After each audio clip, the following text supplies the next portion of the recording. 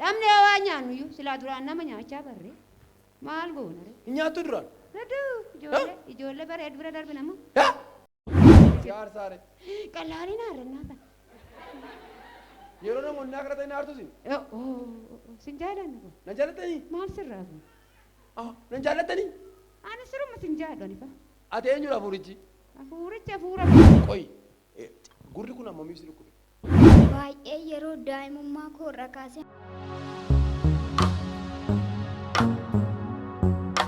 Qoy. Gurri kun amma miibsi dhukkube.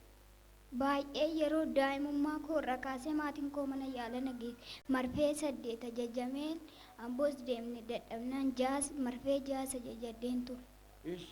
Achumaan amboottis opereeshinii ta'a kunciteennaan namni tokko achi jiru achumaan kun mormii seexanaati mana waaqayyoo geessaa kadhachiisaa fi jennaan dagooyyeedha adaadan koo dhuftee asittiin dhangala'aa jettanii yeroo lama isinitti deebineetti achumaan na kadhattanii na fayyamu.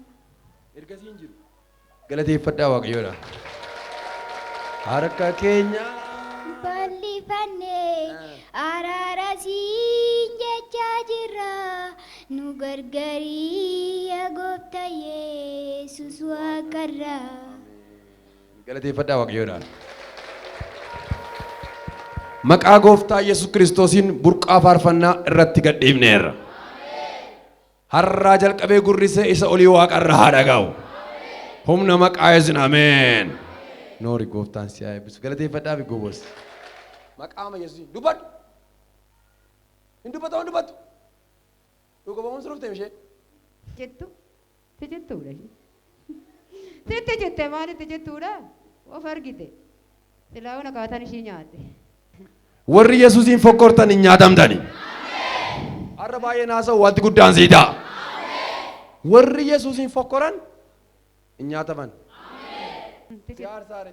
Qallaaliin haarannaa kana. Yeroo namoonni akka ta'e naartu sin. Sin jaalanna kun. Na jaalatanii? Maal sirraa kun? Na jaalatanii? Ani siruma sin jaalladhu fa. Ati eenyudha hafuurichi? Hafuurichi hafuura budaa halkan deemu kan. Budaan kun na jaalatanii? Budaan xilaata keenya. Karaa tan bifte bee nama meeqanu. Harka kaasaa. Guyyaa har'aa jalqabee hafuura kamiyyuu sin danda'u. Lafa maxaxxii talaa keenyaatti maqaa kee dhadheessinaa. Maaliif si jaalanna? Ijoollee nu harkaa baafte manguddoota nu harkaa baasaa jirta akkamitti si jaalanna? Akkamitti si jaalanna? Dhamni waa nyaannu iyyuu silaa duraan nama nyaachaa barree maal goona ree? Nyaattu duraan. Ijoollee bareedu bira darbe namu. Tulluu irratti maal mari'attu? Tulluu irraan argeemma. Tulluu irratti waldaa kee akka ishii dhoobu nu barbaanna. Tokko anaan maaliif na barbaadu? Ishii immoo suruma nyaannee ishii balleessuu barbaanna ijoollee ishii wajjin. Lama kan biraawoo. Lammata mucaa ishii qeen jibbisiise kaa. Kan biraawoo. Gubanne. Gubattan barana. Barana nu hin taane. Barana mistira tokko sitti himu? Guyyaa har'aa jalqabdanii gooftaan immoo teessoo keessan galagalcha. Jeete ishiinu. Namoota daa'imni keessan harka wareeran namoota seexanni kudha hammatee jiru waaqayyo sagalee isaatiin ganama kan harkaa baasa. Dadhabee sarees nan dadhabe.